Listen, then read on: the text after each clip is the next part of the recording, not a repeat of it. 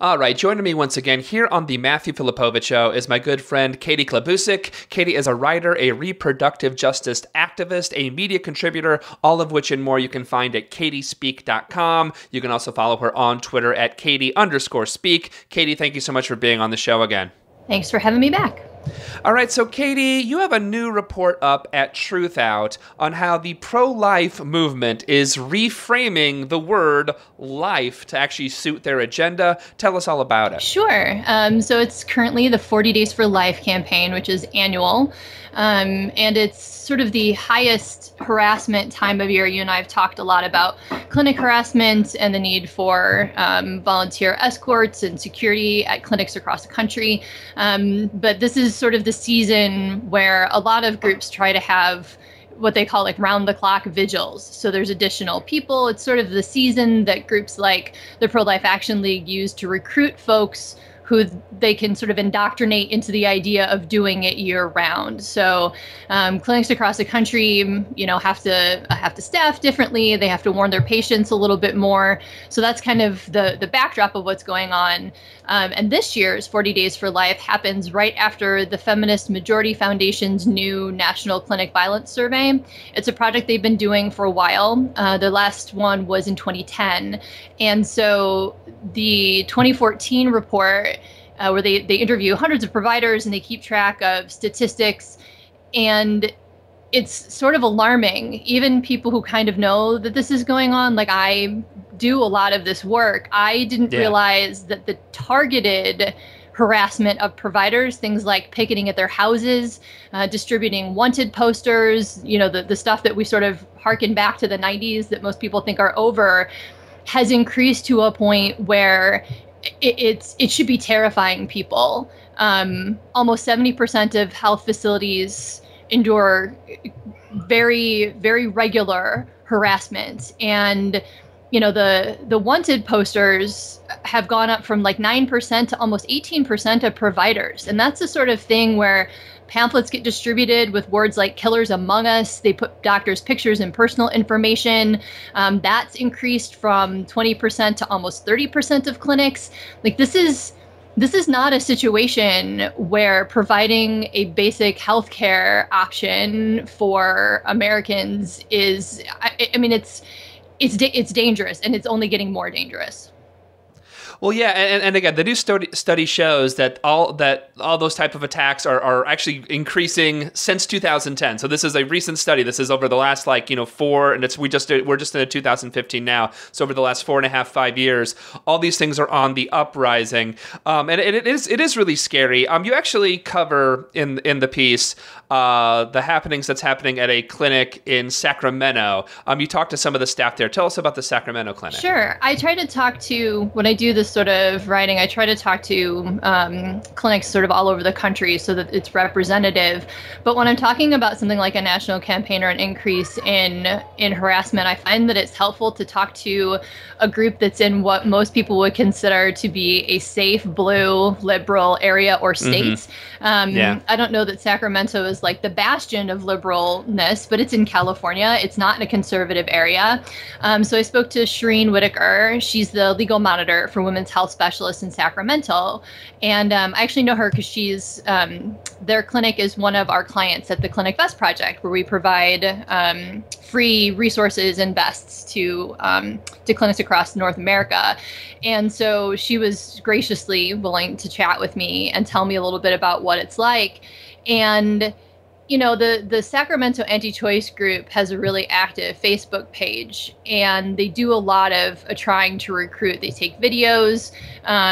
They're close to a crisis pregnancy center, which is a situation I'm familiar with the clinic that I spent most of my time in Chicago. That they have a new strategy, even if they only have a couple of protesters available. If they see, if they get a chance to lure a patient off to the side and chat with them, one of the other picketers will go call the CPC, and they'll show up with one of their mobile clinics, those sort of creepy, sometimes they're a van, sometimes they look like an RV, where they have like ultrasound equipment on board. Let people, I think most listeners know what a crisis pregnancy center is, but if not, just kind of give them what are we talking about when we're talking about, I think most people probably understand, but if they don't, what exactly is Sure. that? They're basically, they masquerade as a full-scale women's health facility. They're typically religiously backed, and the staff there is pretty much trained to talk pregnant people out of having an abortion. That's what they're there for. You know, full-scale reproductive healthcare facilities have counselors. If anyone saw, the name's escaping me for some reason, Jenny Slate's movie where she meets with a Planned Parenthood, counselor, you do at a full-scale clinic talk to someone ahead of time. They ask you, how this happened. Do you need more assistance? Are you sure? Do you need information on other options? They're very full-scale health of the patient. Well, the crisis pregnancy centers are really just designed to talk you out of it, talk you into carrying the pregnancy to term, and then basically be like, well, see you later. And there are some states, sort of in this, it's really popular in the central part of the country, where they have found a way, despite the supposed separation of church and state, to get state funding for crisis pregnancy centers. So some of the ultrasound laws, the forced ultrasound laws, require you to go to one of the facilities on the list, and most of them are crisis pregnancy centers. So they're getting state funding in some places. Wow.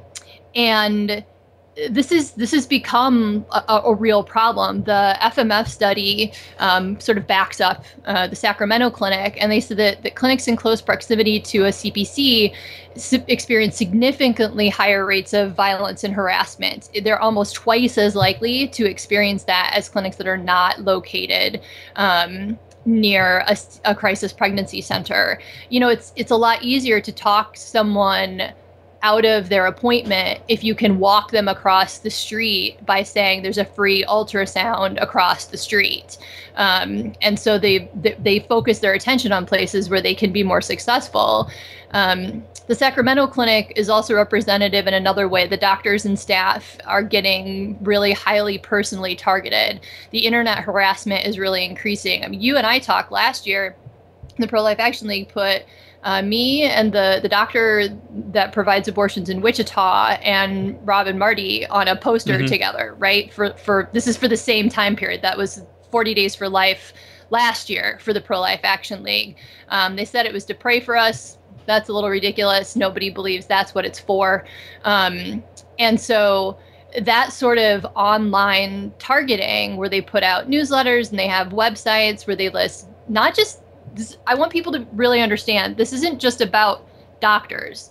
It would be bad enough if they were just threatening doctors, which is a situation we have unfortunately become comfortable with in this country.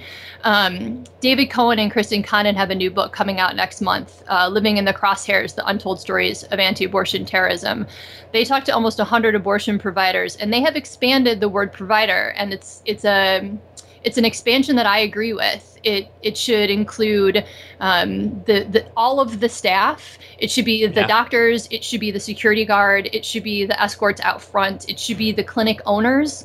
The things that Julie Burkhart in Wichita has had to go through. It's why we should be calling this terrorism.